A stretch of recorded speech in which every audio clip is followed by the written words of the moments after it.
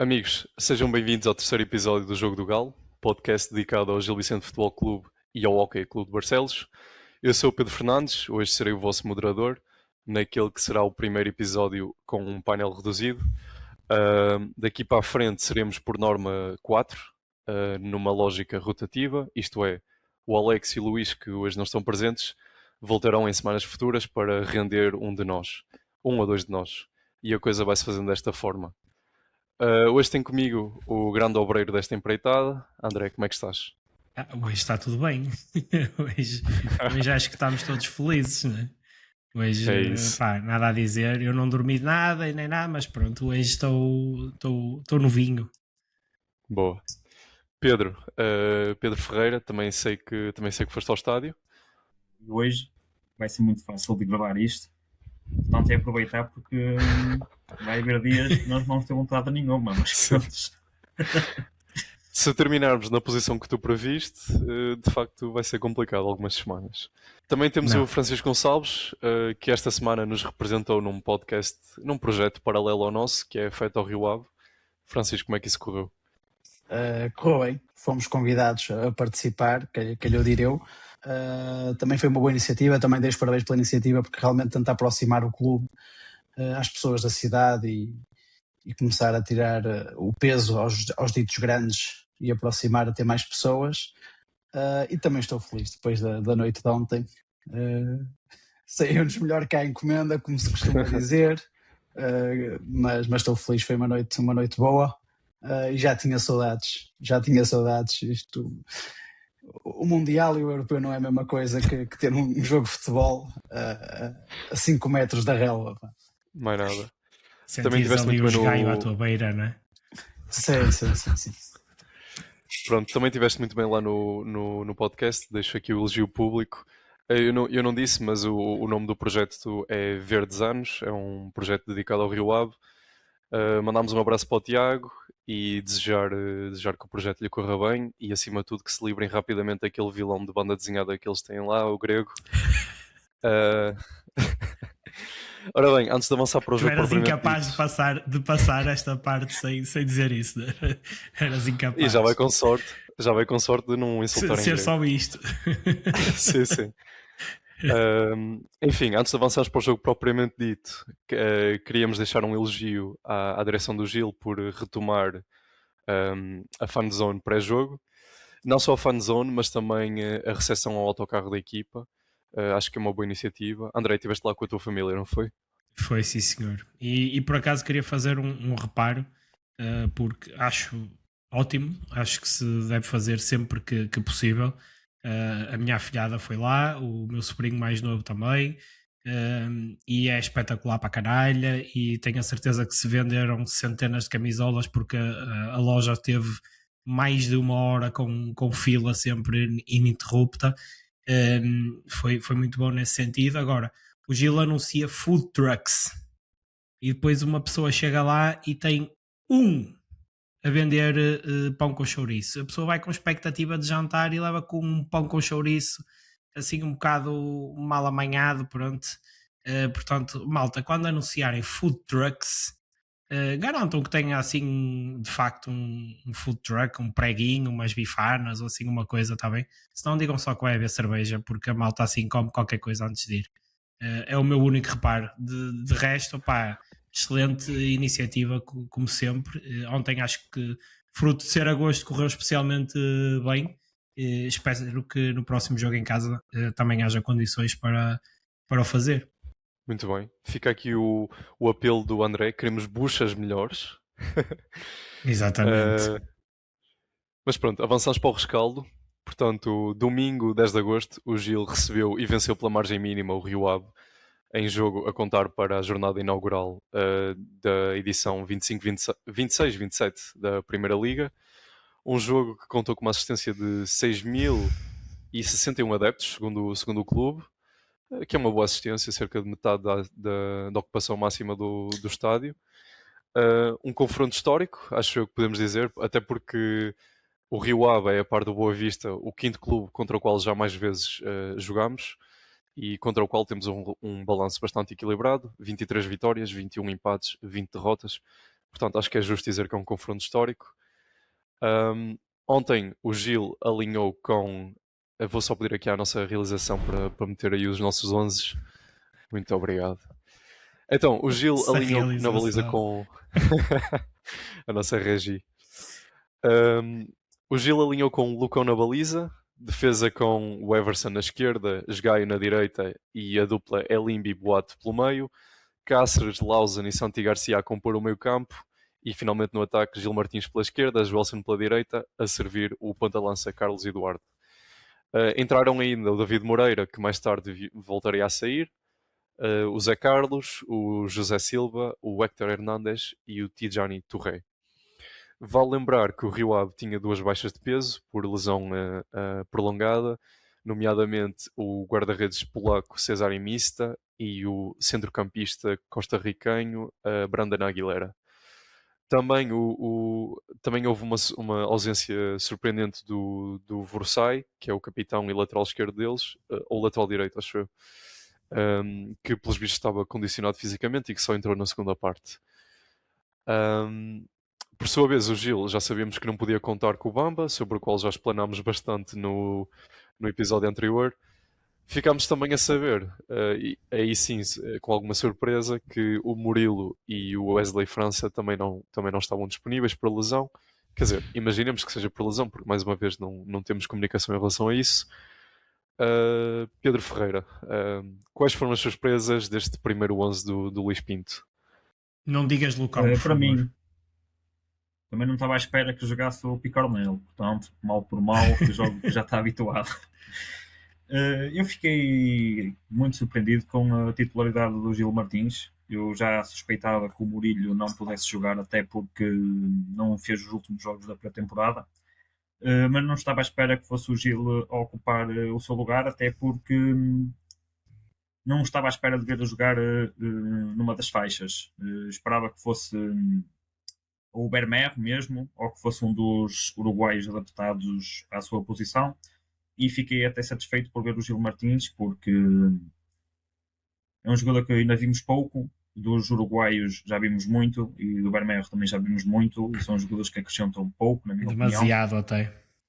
Portanto, fico contente por ver um rapaz que veio do Sub-23 a titular, ser aposta no 11 titular, porque acho que apostar nos jogadores é assim, é dar-lhes minutos, não é metê-los a 5 minutos do fim, jogar em 5 minutos de descontos. As apostas têm que ser assim, eles têm que fazer minutos, vários minutos, e fiquei muito satisfeito por ver o Gil jogar como titular. De resto, o 11 não me surpreendeu, estava à espera disto. Não estava à espera também do Carlos Eduardo a titular, porque pensei que fosse o Wesley, mas também está lesionado. Por favor, Gil, faça um boletim clínico para uma pessoa ter o trabalho mais facilitado, porque andámos sempre aqui um bocadinho às aranhas em relação às lesões dos jogadores. Mas pronto, de resto, o 11 sem surpresas. Pedro, não é só ter o trabalho facilitado, é não criticares injustamente. Porque tu por vezes podes até estar a criticar aquilo que achas que foi uma opção, determinada opção do treinador, quando na verdade não foi, ele até estava limitado. E isso é um excelente exemplo, por exemplo, o Joelson, no ano passado eu criticava o facto de não ser utilizado e afinal o rapaz tinha uma lesão no joelho e o clube não comunicou isso. Exatamente. Portanto... Mas aqui também acho que vale a pena dizer que não houve um jornalista que perguntasse na conferência de imprensa sobre estas ausências. É impressionante. Sobre o Murilho, que é se calhar um dos jogadores mais importantes do Gil e acho que é o melhor marcador do Gil. O melhor marcador do Gil na época passada e não há um jornalista que pergunte depois do jogo o motivo da sua ausência. Uhum. Eu André, vou aproveitar a deixa do Pedro Ferreira. Tu achas que a opção pelo Gil Martins, que é médio ofensivo de raiz, para jogar a extremo esquerdo, é um bocado o Luís Pinto demonstrar que não está satisfeito com as opções que tem para extremos? Eu acho que sim. Pareceu-me claramente que sim. Até porque, se formos a ver numa altura em que era preciso desbloquear o jogo, primeiro o Bermejo, salvo algum problema físico, lá está, que não sabemos e podemos estar a ser injustos, nem sequer para o banco foi e foram 2 guarda-redes. Depois, de uma altura em que era preciso desbloquear o jogo, em que estávamos com mais um até, nenhum dos uruguaios foi a opção. Portanto, logo por aí parece-me que não há grande fé do Luís Pinto em nenhum deles. Parece-me que o Gil Martins, depois de ouvir a conferência de imprensa do Luís Pinto, teve a ver também com uma componente mais de equilíbrio da equipa, mais defensiva. Eu vi na primeira parte, principalmente, o Gil Martins a baixar muito na esquerda e o Gil a fazer quase uma linha de 5 atrás, como tinha feito no jogo contra o Porto, na apresentação. E acho que também teve a ver um bocado por aí com uma questão de equilíbrio, mais equilíbrio tático, num jogo que se previa complicado contra uma equipa que do meio campo à frente tem muita qualidade. Mas acho que se ele tivesse um extremo bom para 90 minutos, o Gil Martins não teria jogado. Ou seja, se o Tidjani estivesse apto para jogar 90 minutos e tivesse a confiança do treinador, acho que o Gil Martins não tinha jogado. E o mesmo se pode dizer dos uruguaios e do Bermejo, até porque o Joelson joga à direita, onde claramente rende menos e perde, apesar de ter feito alguns bons cruzamentos, mas perde a sua maior arma, que são os cruzamentos teleguiados ao segundo poste. Acho que foi um bocado um recado para dentro, a dizer que aquilo que nós falámos na semana passada e aquilo que ele também abordou na conferência de imprensa pré-jogo, onde disse que para existir entradas tinham que haver saídas, e acho que foi um bocado passar a mensagem de que é preciso aqui um ajuste nesta parte do terreno, ou então não, e ele de facto gosta mesmo do equilíbrio que o Gil Martins dá à equipa, e ele elogiou bastante no fim do jogo, principalmente o critério com bola e sem bola, e se calhar é mesmo a aposta o Gil Martins. Vamos esperar para ver. Eu tenho suspeito que tem muito a ver com a falta de fé no resto dos extremos que compõem o plantel, mas vamos aguardar. Certo. Mas André, tens aí mais um caso que é: o mercado está aberto ainda. E é Sim. bastante. Vê-se muitas vezes nestas ainda inícios da época a tentar despachar-se jogadores, porque a verdade é que, na minha opinião, os uruguaios não têm lugar nesta equipa.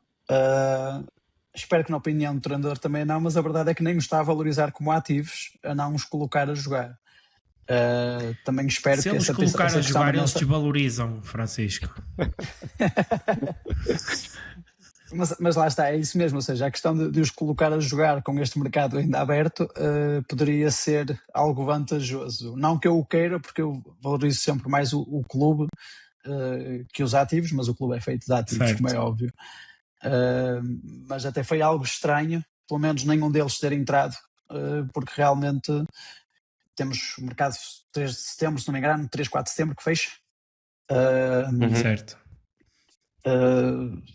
Ainda temos praticamente mas 3 semanas em que para despachar jogadores tem que Sim. aparecer em campo, não é? E nem sei qual foi a última vez que Ou não, fizemos lá 90 está. minutos sem nenhum deles. Sem nenhum dos uruguaios. Foi surpreendente. Sim, já foi Sim, há muito tempo. também Mas para mim, uma mudança de atenção, treinador, para não mim é? foi uma nota positiva. Para mim foi uma nota positiva Claro. do treinador, porque o jogo estava a precisar de paciência, e ele no fim realçou isso até.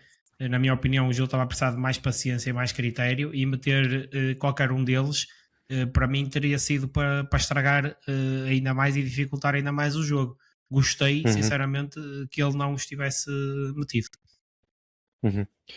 Já vamos falar um pouco mais de forma detalhada, mas se calhar fazemos um bocado o filme do jogo muito rapidamente. A primeira parte foi bastante repartida, com o Rio Ave talvez ligeiramente mais perigoso. Na flash interview, o Luís Pinto falou em falta de critério no momento de ligar o segundo e o último terço do campo, e depois na segunda parte fomos felizes com a expulsão do Andrés Doi aos 47 minutos, por uma espécie de pisão no gêmeo do Santi Garcia. Portanto, a partir daí as coisas ficaram um pouco mais simples, mas mesmo aqui o Luís Pinto volta a falar em falta de critério e excesso de precipitação, apesar de termos mais posse de bola. Depois o jogo muda aos 74 minutos, quando o Mister lança o Héctor e o Touré, e aí passamos a jogar em 4-4-2. Aos 85 minutos o Joelson arranca um penalti por mão na bola do Nelson Abi, que até estava a fazer um bom jogo, e é assim que o Hector acaba por marcar o gol solitário do jogo. Portanto, Francisco, foi um início um bocado morno do Gil, não achas? Sim, mas sinceramente as oportunidades que o Rio Ave teve foram mais de mérito do Gil do que realmente de mérito da parte do Rio Ave. O jogo em si foi um jogo, pronto, nota-se que ainda há questão de fadiga muito rápida, muito que a equipa não consegue acompanhar, vê-se que os jogadores estão cansados.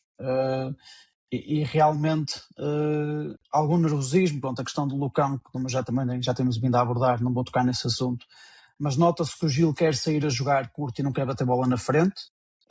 Tivemos lá uma ou duas bolas que saímos a jogar e saímos muito bem, surpreendentemente, porque as outras todas saímos mal. As outras todas, a bola em vez de chegar ao Castro, ao Lawson ou ao Santi, saíam para o Nascimento, para o Antóio ou para o Rayá, por isso não.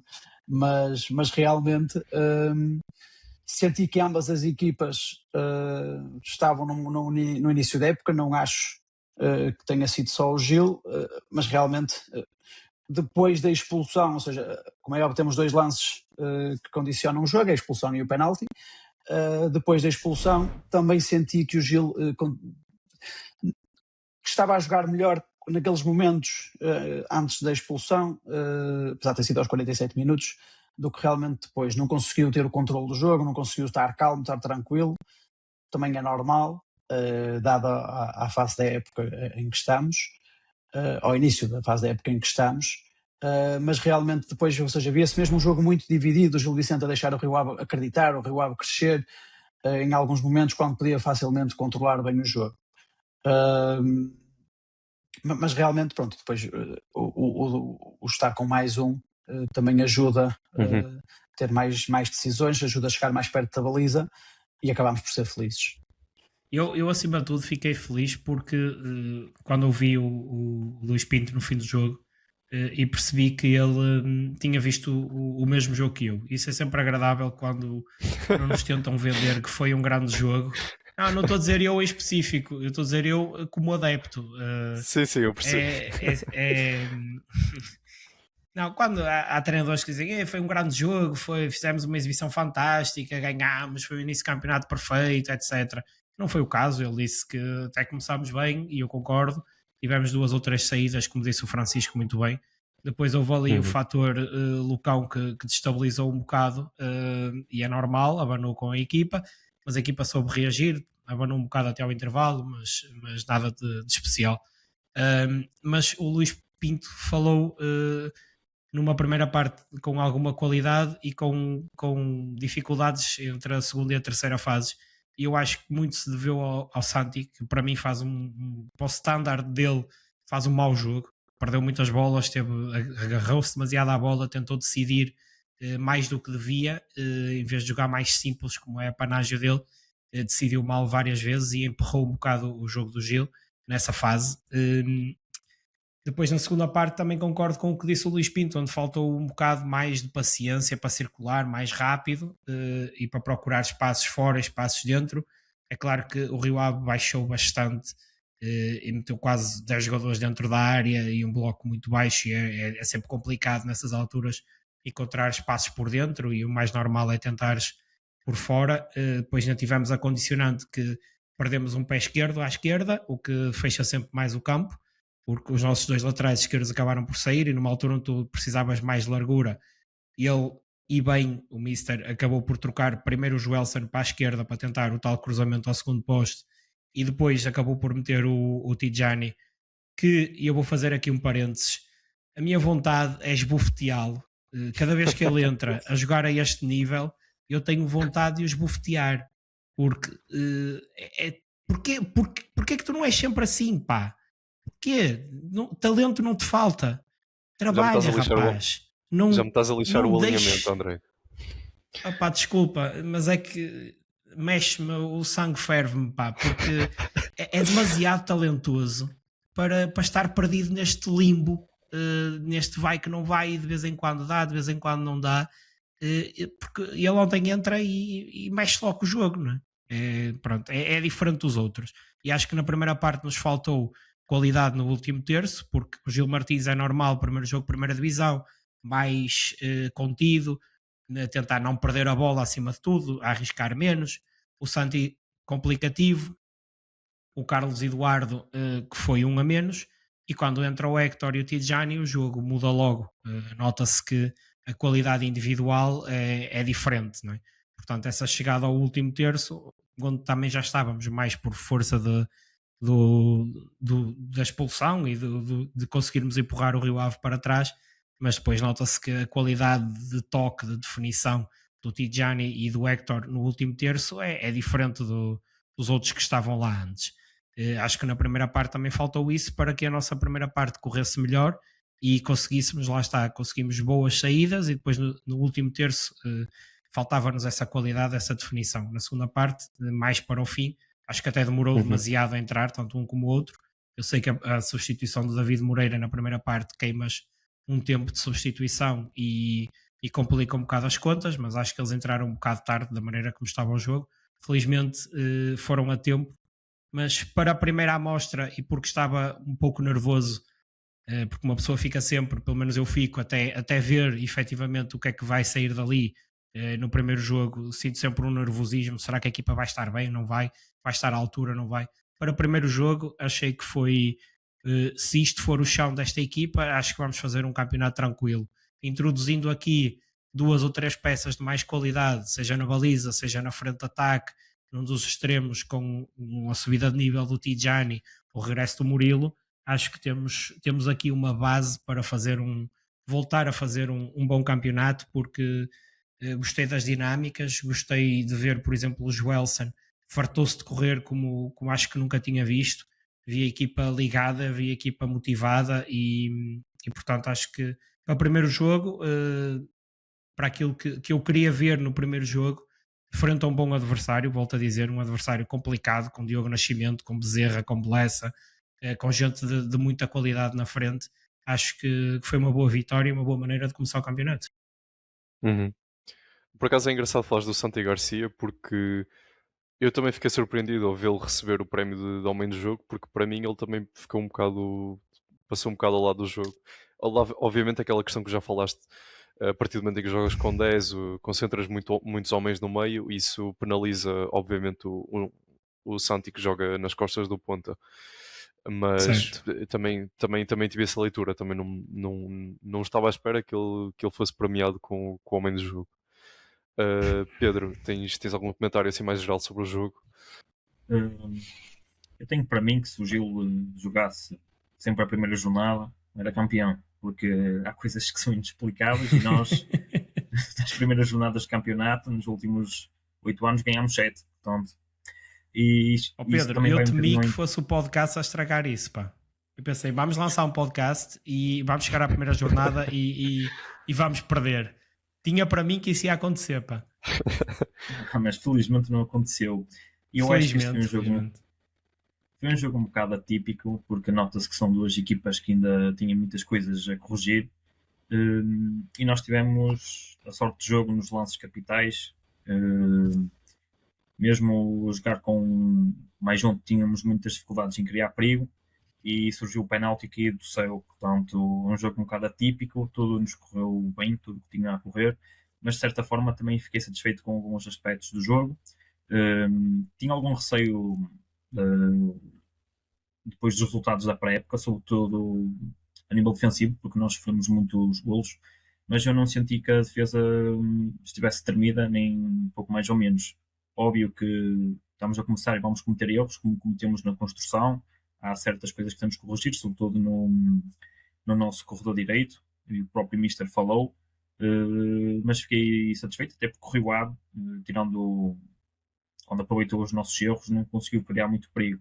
Agora lá está, acho que há coisas a corrigir no último terço, também acho que falta qualidade no ataque, sobretudo na posição de ponta de lança, até porque eu acho que o Carlos Eduardo oferece mesmo muito pouco ao jogo, que é um avançado que se fixa ali muito junto aos centrais e é muito pouco solicitado, e mesmo tecnicamente com os pés é um avançado muito limitado. Portanto, acho que falta ali uma peça que consiga fazer a diferença. Eu entendo que seja um jogador acima da média no jogo aéreo, só que acho que é muito curto para o que nós queremos para uma Primeira Liga, para um Gil Vicente, depois de bons exemplos recentes, nomeadamente o Fran Navarro e um Pablo. Acho que Carlos Eduardo é curto, espero que o Héctor consiga estar bem fisicamente, se nós não formos buscar um ponta de lança para ser a opção, porque acho o Carlos Eduardo curto. De resto, não acho que tenha sido um jogo brilhante, não foi, mas não foi um jogo brilhante de ambas as equipas. Fico extremamente satisfeito com a vitória, porque nós nem sempre vamos jogar bem, mas não jogando bem, o importante é vencer. E foi o caso, porque estes jogos são muito disputados e os 3 pontos são sempre muito difíceis de conseguir, portanto, é uma vitória importante, até porque o nosso calendário dificulta daqui para a frente e é sempre mais fácil trabalhar sobre vitórias do que sobre derrotas. E já tínhamos um enguiço contra o Rio Ave há vários jogos que estávamos a empatar. Eu acho que já não nos ganhávamos desde o 2021, quando ganhamos lá em 2-0, gol de Talos e do Lima. Já vai lá muito tempo. Opa, deixa-me fazer este parênteses. No segundo episódio eu recebi um elogio dirigido ao Pedro Ferreira a dizer: pá, o gajo é uma enciclopédia do Gil, lembra-se de cada cena. E aqui está a demonstração. Há coisas que me ficam na cabeça, outras nem tanto, mas eu tenho ido à Vila do Conde e sei bem que tem O sofrido. Lucão vai ficar na tua cabeça. Com aquele vento, não é? Aquele vento. Não é o vento, aquele os jogos. Opa, aquele jogo em que nós falhamos um penalti aos 90, valha-me Deus. Esta referência ao vento foi aquele jogo fatídico em que o Vítor Campelos é despedido e que bem, ele é despedido após dizer numa flash interview, pá, basicamente culpou o vento por aquela derrota. Pedro, nós estamos tão. Eu acho que ele aí foi despedido ao intervalo até. Já estava por tudo. Bem, malta, o Lozano e o Prioste vieram para competir pela vaga deixada pelo Luís Esteves e embora o Prioste tenha um perfil muito mais parecido ao do Esteves, obviamente o Lozano é muito mais um meio de transporte, ocupa muito mais zonas do campo, não é tão fino, mas pelo menos para já parece que o dinamarquês pegou destaca e que ganhou o lugar. Francisco, já estás mais convencido ou ainda não encheu as medidas? Nenhuma das adições face ao ano passado me encheu as medidas, pelo menos na titularidade. Realmente, ao Lawson vê-se que tem qualidade. E acredito que consiga chegar lá, e o Prioste também. Acho que vão ser dois jogadores fundamentais, que acho que vai haver muitos jogos em que até podem jogar juntos, para dar descanso, quer ao Santos, quer ao Cáceres, quer ao Santi, durante a época. Tu disseste Santos? Ia dizer. Mas corrigi. Queria dizer Cáceres e o Santi Garcia. Mas os dois juntos davam um grande jogador. Davam. Mas depois, pronto, realmente depois a questão do o Gil Martins, ouvindo também a conferência de imprensa, também é um mérito para ele, digamos assim, de tudo o que tem feito. E o Mister, até nem estando cá o ano passado, ou seja, acredito que tenha demonstrado isso durante os treinos e fico feliz por ele e fico feliz pelo clube. O Joelson realmente acredito que se continuar com esta vontade, que tem tudo para se manter na equipa e ser uma opção. Pode até não ser numa fase titular, não é? Porque todos aqui somos de acordo que se tivesse tudo sem estar lesionado, seria o Murilo e o Tijani, assim, no mundo perfeito. Mas o Joelson realmente deixou-me bastante contente.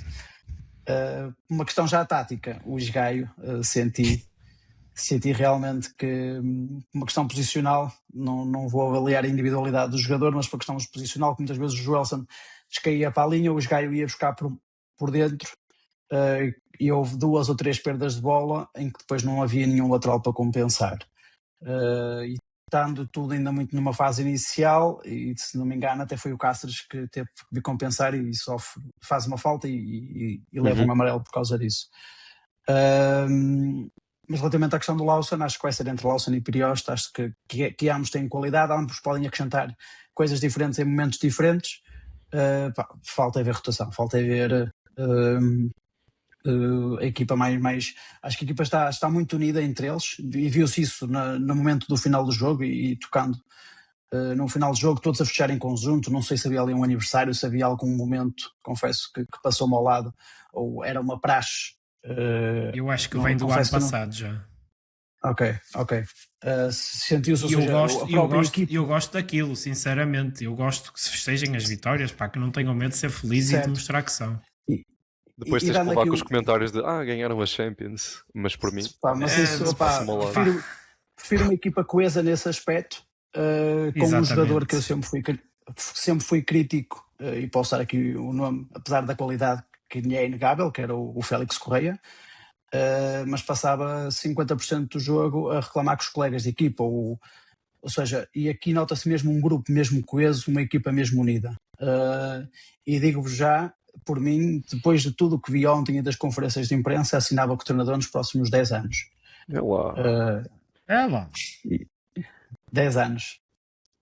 Muito bem, pá. Os jogadores ainda não lhe encheram as medidas, mas o treinador já assinava por 10 anos. Caraças. Francisco, então estás a dizer que o problema do Gaio foi tático? Como é? Não, certo. Vamos lá então esclarecer as coisas. Vamos andar aos abraços, anda lá. Exatamente. Os Gaios, segundo o Goal Point, e viva as estatísticas no futebol, não é? Que eu sou bastante contra. Não, o Goal Point não, pá. Mas se formos a ver a nível de estatísticas, o Lucão pode acabar uma época com clean sheet. Vai ser se o Lucão não calçar mais esta época, pode acabar a época sem golos sofridos. Por isso, espero que acabe. As estatísticas valem o que valem. Para o bem e para o mal, exatamente. Espero que acabe também com uma clean sheet. As estatísticas valem o que valem. Não, mas como é óbvio, ou seja, a questão do treinador tem a ver com muita intervenção que ele tem durante o jogo e a conversa que tem, e o André tocou bem no ponto há bocado, que é, não veio para aqui para enganar ninguém, no sentido em que não veio dizer que fomos uns justos vencedores. Eu acredito que se ele dissesse isso, não estava a ser correto, como há muitos treinadores que o fazem. Pronto, e até temos o Vítor Oliveira, que esteve cá, que dizia muitas vezes que as vitórias são sempre justas. Mas realmente gostei da transparência do treinador no pós-jogo, a comunicar que realmente o jogo que todos nós vimos, e acredito que o vai fazer durante a época, e mesmo durante o jogo eu estou muito perto do treinador, acompanho vários momentos, está sempre presente, está sempre interveniente, e até mesmo, ou seja, e todos os momentos do jogo ele aproveita para dar sempre indicações, mesmo quando está um jogador no chão, aproveita para chamar, ou seja, não está amarrado ao tablet. Havia treinadores que se amarravam ao tablet. O próprio César Peixoto, que eu próprio gostei aqui em Barcelos, muitos dos lances e muitas das análises, ele estava sentado no banco a analisar o tablet. Este treinador comunica Francisco, bem, galvanizador. Desde o Rio Ave viu um filme no tablet.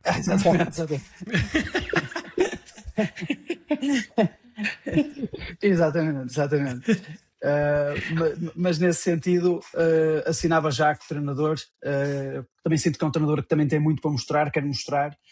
E também, tocando na questão dos assuntos dos uruguaios, acredito que possa ser um treinador em que bata ao pé, e que em muitas questões que vamos ter, e há em muitos clubes, a questão dos empresários, que bata ao pé e que realmente a opinião dele valha mais que o empresário A ou B.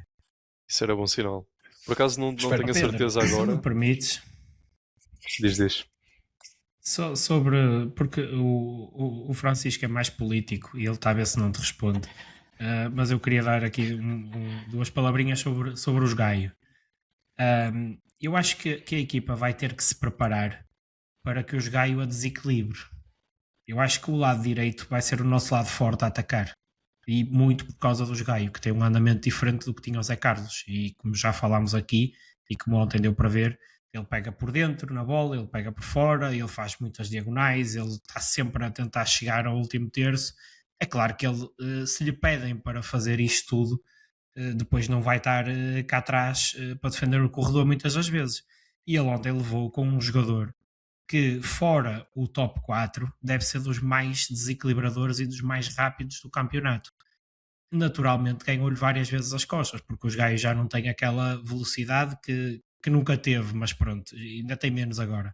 E nós vamos precisar de um Elimbi muito bom daquele lado, que felizmente é um central poderosíssimo fisicamente e que cobra muito espaço e que vai buscar os adversários na profundidade, e vamos precisar de um Cáceres ao seu melhor nível nas coberturas e antecipar as perdas de bola que nós vamos ter e a tentar matar jogadas que ele ontem não conseguiu fazer. Eu acho que o Cáceres ontem, para aquilo que fez a época passada, fez um mau jogo. Chegou muitas vezes atrasado, quando na época passada conseguia cortar lances mais cedo, sem necessidade de levar amarelo. O Cáceres no ano passado deve ter sido dos jogadores que mais faltas fez e menos amarelos levou, porque sabia, era aquela faltazinha útil de quem chegava cedo e dava um toquezinho e não é nada comigo. E eu ontem senti que o Cáceres estava um bocado meio segundo mais lento do que era normal. E eu acho que vamos precisar sempre do Elimbi e vamos precisar do Cáceres e vamos precisar do lateral do lado contrário que ajuda a equilibrar. E o Luís Pinto falou nisso na conferência de imprensa, onde ele disse que o lateral, e durante a segunda parte eu reparei, há uma altura em que ele está a chamar o Joelson, a bola está do lado de cá e o Joelson está do lado direito, e ele está a chamar o Joelson para dentro, para fechar por dentro, para fechar o meio. E eu acho que esse trabalho do outro lado vai ser muito importante, e acho que daí também ter jogado o Gil Martins, como eu falei há bocado, porque acho que a atacar a maior parte das diferenças, até porque o Santi também cai desse lado, nós vamos fazê-las pelo lado direito, à partida com os Gaio e Murilo, o Santi mais daquele lado. Eu acho que a maioria das diferenças a atacar vão ser por aí. Agora temos de estar preparados para que depois em transição também vamos sofrer mais por ali. Portanto, acho que a equipa tem que se preparar para isso, porque lá está, o Gaio vai sempre comprometer um bocado a defender, porque também lhe é pedido que a atacar arrisque mais do que um lateral normal, provavelmente. Sim, sim, sem dúvida. E é isso, esperamos que o Cáceres consiga voltar à forma do ano passado, ou pelo menos da primeira volta. Sim. Porque vai fazer falta este ano. Vocês já foram tocando aí no Touré, e de facto ele entrou aos 75 e logo no primeiro minuto enviou uma bola à barra, e ainda antes do penalti mostrou mais pormenores de qualidade individual, e no último minuto obrigou o guarda-redes do Rio Ave a uma grande defesa. Portanto, acho que já tocámos ao de leve sobre isto, mas parece poder aqui haver uma nova vida para o Touré. Eu já perdi a minha fé, honestamente. Eu fui no jogo precisamente contra o Rio Ave, da época passada, quando ele marca aquele golaço que foi anulado, pensei, se calhar temos jogador. Pensei mesmo que o Tijani ia partir para uma segunda metade da época estrondosa, mas isso não se verificou. Ele fez um jogo bom em Moreira de Cónegos e até o final do campeonato não se viu.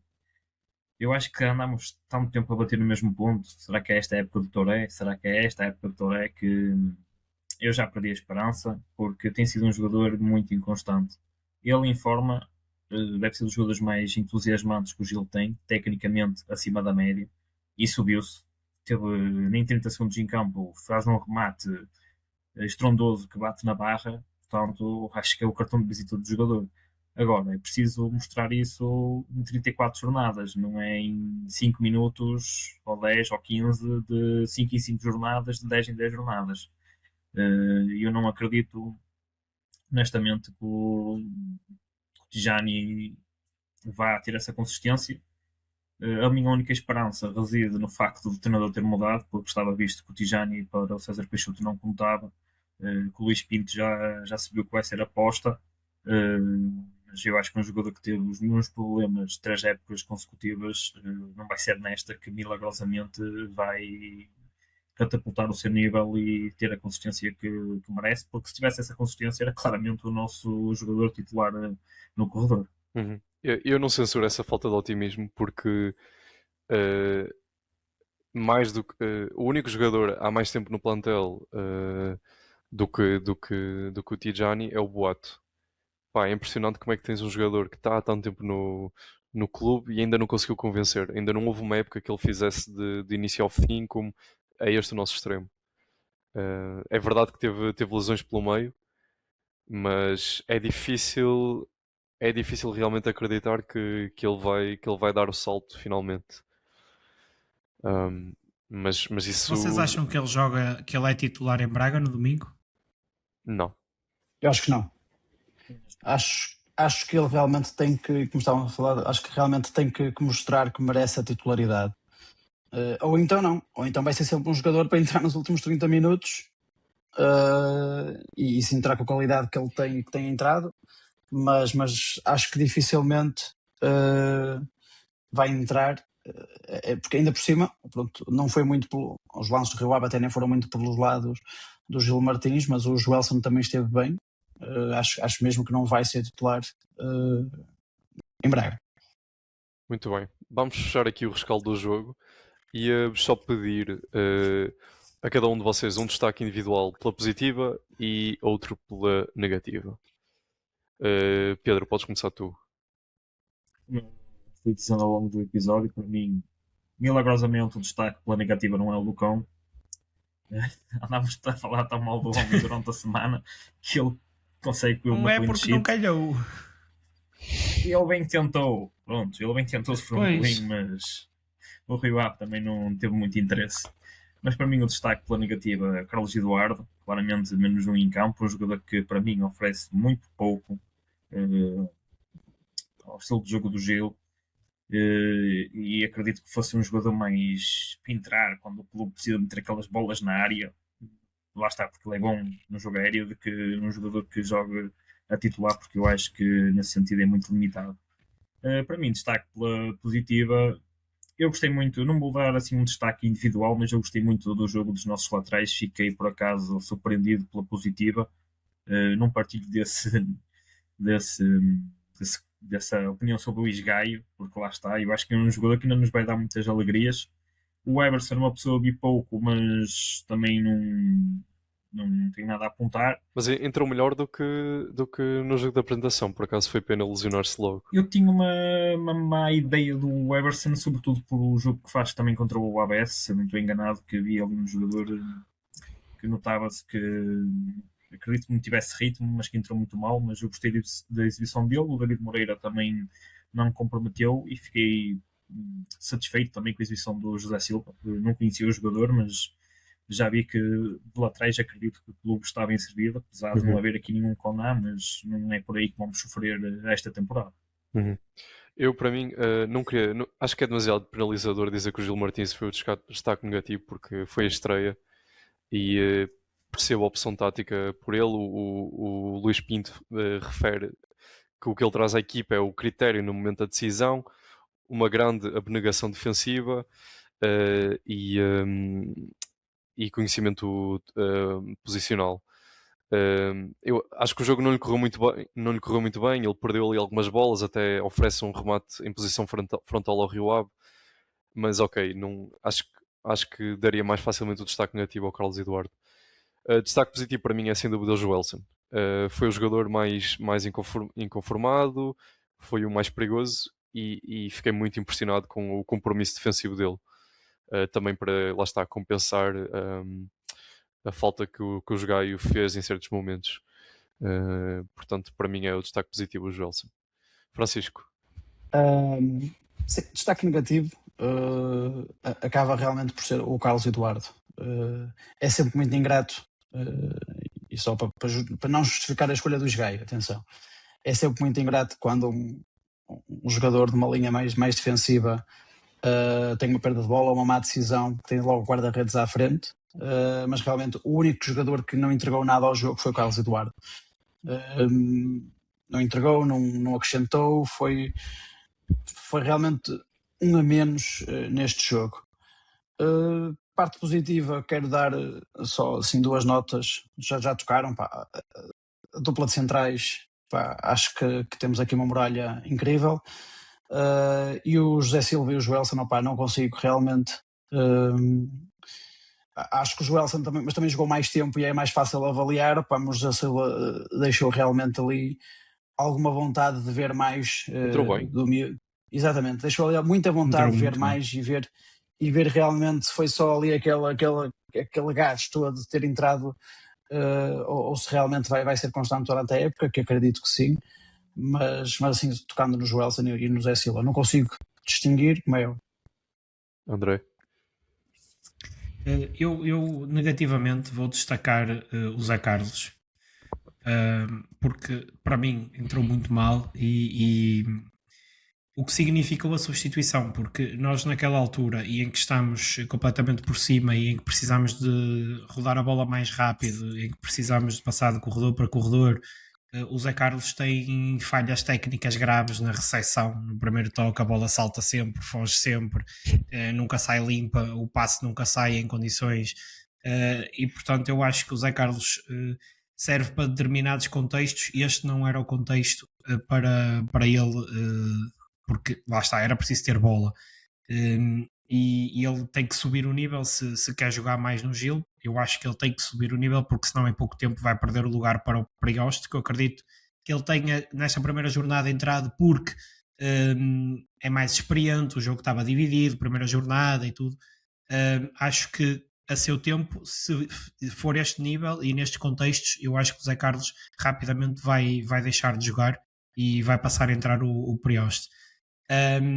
Positivamente, eu tenho a destacar, vocês já deram todos os meus destaques. Eu vou pela aposta no Gil Martins e no José Silva depois, porque, como disse o Pedro no início do episódio, isto é que é apostar verdadeiramente. E o Gil Martins não teve um jogo bem conseguido, mas é o primeiro jogo a este nível do miúdo. Claramente tem os intangíveis que o Luís Pinto falou no fim do jogo no sítio, portanto a qualidade, o jogo acabará por ficar mais lento para ele e ele acabará por introduzir mais a sua qualidade e espero que continue a ser aposta porque pareceu-me que tem qualidade para dar mais. E o José Silva também entrou num contexto favorável onde era só para atacar, era só correr para a frente. Parece-me que foi ideal para ele, mas abriu muito o corredor, deu outra dinâmica e gostei bastante. Certamente tem que crescer noutros momentos, mas acho que temos ali boas soluções para médio prazo. Muito bem, amigo. Muito bem, amigos. Está feita a análise do primeiro jogo desta época. Vai ser uma época longa, mas cá estaremos. Vou pedir à nossa regi para tirar aqui a imagem. O excelente grafismo feito pelo nosso Pedro Ferreira, já agora. Mas Pedro, posso só fazer um comentário? Vai. É muito cedo para se falar em Europa ou... O homem que estava com receio que o podcast viesse a banar a primeira jornada já está a pensar na Europa. Estamos em lugar de Champions, pá, portanto, daqui para a frente Exatamente, só para trás. Exatamente. Bem, vamos falar do extracampo. Pedro, sei que tens coisas para dizer sobre... Aliás, primeiro gostava que explicasses um bocado sobre o posicionamento dos adeptos visitantes, que inicialmente achávamos que ficariam na Sul, bancada Sul, mas pelos vistos neste jogo estiveram maioritariamente na bancada nascente, onde tradicionalmente estava a nossa claque, e depois explicar-nos o que é que se passa com os acessos à bancada nascente. Eu pensei que a corrida dos galos fosse em outubro, mas eu andei a dar a volta ao estádio já nesta primeira jornada. Já vais treinadinho, já vais treinado. Já vou treinado, porque realmente eu vejo o jogo na nascente.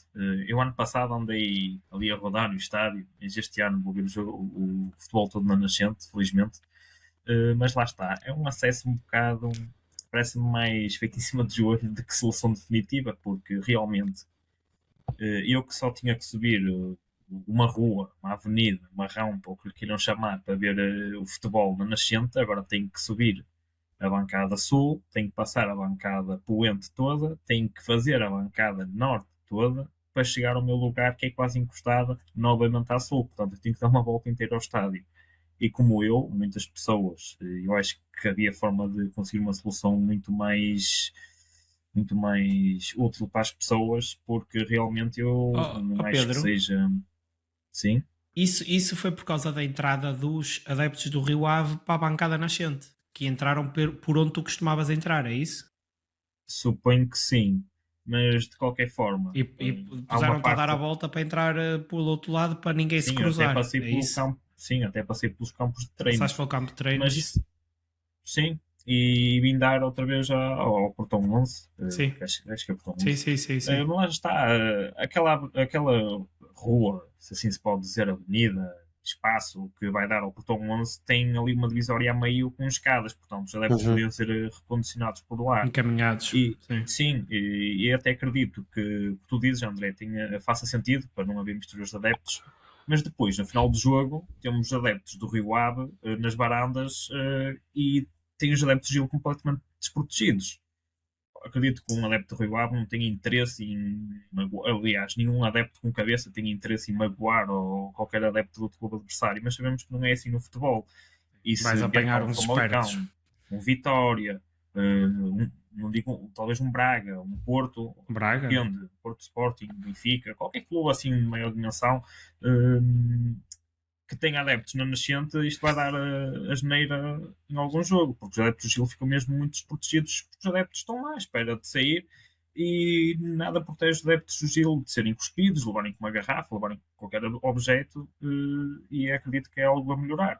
E já ontem houve algumas picardias, até porque, lá está, tens adeptos na mesma bancada, a vedação também é curta, portanto eu acho que é uma questão de tempo. Se os adeptos visitantes realmente ficarem na nascente, até haver as neiras, porque para mim, se fazes a bancada visitante na bancada sul, é uns em cima, outros em baixo. Não é meteres adeptos rodeados na sul superior, teres a sul inferior sem ninguém e depois tens a nascente com os adeptos do Rio Ave. Eu acho que isso é um aspecto a corrigir, porque sinceramente, se isso acontecer num jogo contra um Famalicão, um Vitória, esses clubes todos, acredito que possa dar a geneira, sobretudo se esses clubes perderem. Mas sabemos se isto é uma solução permanente? Ou seja, se Eu ali acho que aquela vai ponta ser. da nascente. Ok. Por causa do ZIAP, da zona do cartão de adepto, ou whatever, como é que se chama essa coisa, que nós temos duas zonas no nosso estádio. Foi onde ficou a nação, na bancada norte, daquele lado, e a outra zona do estádio é onde ficou ontem os adeptos do Rio Ave. A bancada sul, que eu saiba, não está destinada para aquilo. Agora, eu não sei se há algum impeditivo legal ou se é complicado mudar essa zona para a sul inferior, por exemplo. Até porque eu acho que, em termos de ambiente, aquilo que vamos proporcionar a clubes mais pequenos, mas que trazem 3 autocarros, como aconteceu ontem com o Rio Ave, eles todos concentrados ali naquele cantinho, conseguem, mesmo aquele pessoal que vai por ir, vai acabar a bater palmas, vai acabar a puxar mais pela equipa, e estamos a dar armas a quem vem de fora, que se estivessem espalhados pela bancada sul, na zona visitante, era um ambiente que provavelmente não iam conseguir criar à volta da própria equipa. Portanto, não entendi muito bem a mudança, não gostei nada de os ver ali, porque acho que lá está, estamos a dar armas aos adeptos visitantes, quando eu achei que eles estávamos a tirar, afinal, parece que me enganei. Veremos se conseguem alterar isso e passá-los definitivamente para a sul, que acho que deve ser o plano inicial ou original. Mas eu penso que se esse for o objetivo, se o objetivo é meter os adeptos visitantes nessa zona SCAP, ou lá como se chama, eu acho que eles não conseguem alterar isso a meio da temporada. Tem que ser algo que fica definido Lá está. mesmo no início da temporada, porque eles encastar isso ali com a polícia e com isso tudo. Portanto, se isto acontecer ao longo do campeonato, ou eles têm que criar proteções ali nas varandas, mesmo eu acho que a proteção que existe ali, o separador que existe na nascente é insuficiente, portanto Vamos qualquer... ter a tal rede que nos orgulhamos de não ter nos nossos adeptos visitantes. Espero que não. Não é? Eu dou até o exemplo, se calhar, do Famalicão, que tem uma situação semelhante, e tu vês que tens ali uma grade e depois tens um espaço grande e entre a grade e os adeptos da casa, mesmo para prevenir situações dessas. Mas nós não, nós temos um vidro que separa os adeptos da casa com os adeptos de fora. É uma fila de distância. Eu sinto que vai haver algum jogo que vai haver um rastilho e vai haver E depois de dar a geneira vai-se resolver. Claro.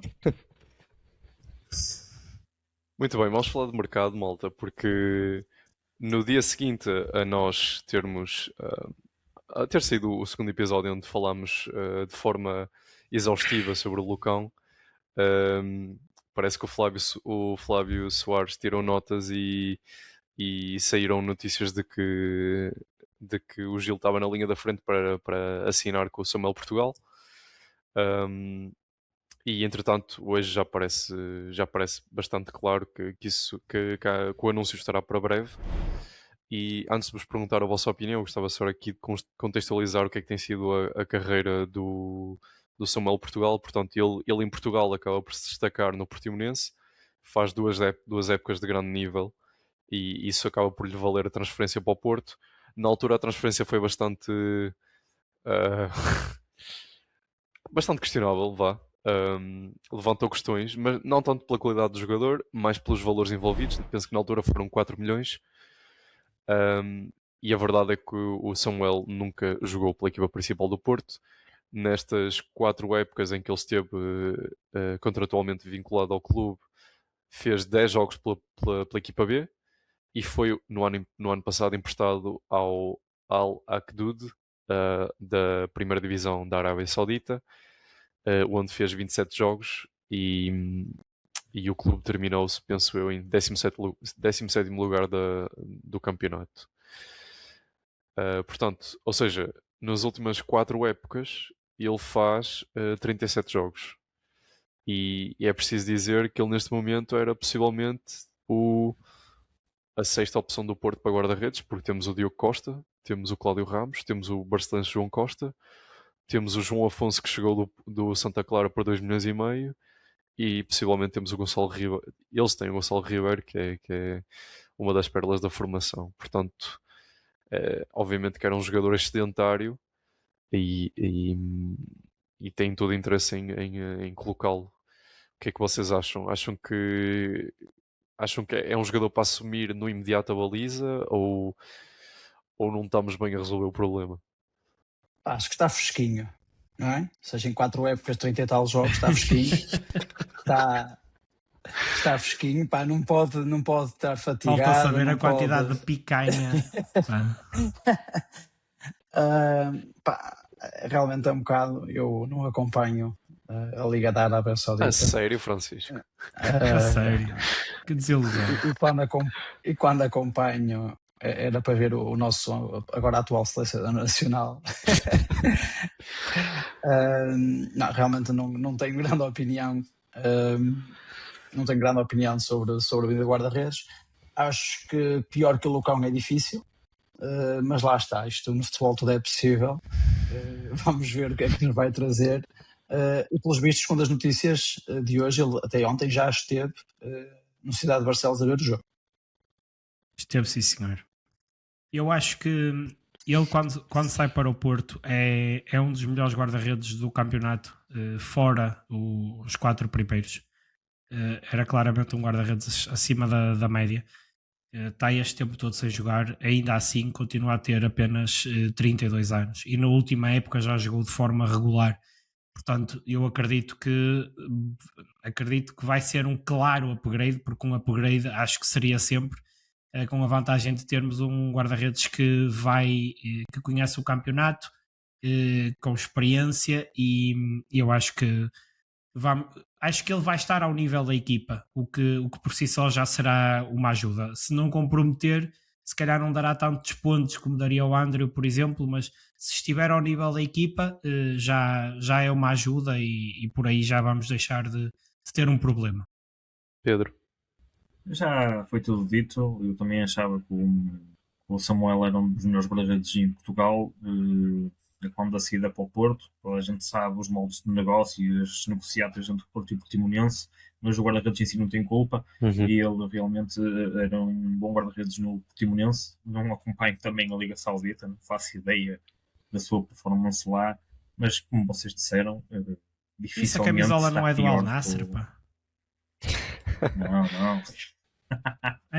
Desculpa. Mas dificilmente será pior que as opções que temos. E lá está. Fico contente pelo Flávio nos ter ouvido e nos ter rapidamente arranjado uma solução. Aproveito também para pedir um extremo, se não for pedir muito, um avançado, se não for pedir muito, pode ser que amanhã já tenhamos. Já que estamos a pedir que venha cá um dia destes também. Fazer uma listinha de compras, a listinha para o Pai Natal, para ver se ele reforça este plantel, mas sim, como vocês disseram, acho que é um claro upgrade. Já que estamos a pedir, o Coná ontem estava no estádio Sá de Barcelos, portanto, se ele quiser, somos 2 a querer. Acho que somos muitos. Somos todos. Acho que é Barcelos inteiro. Bom, malta, isto já está a ficar longo, vamos encurtar rapidamente.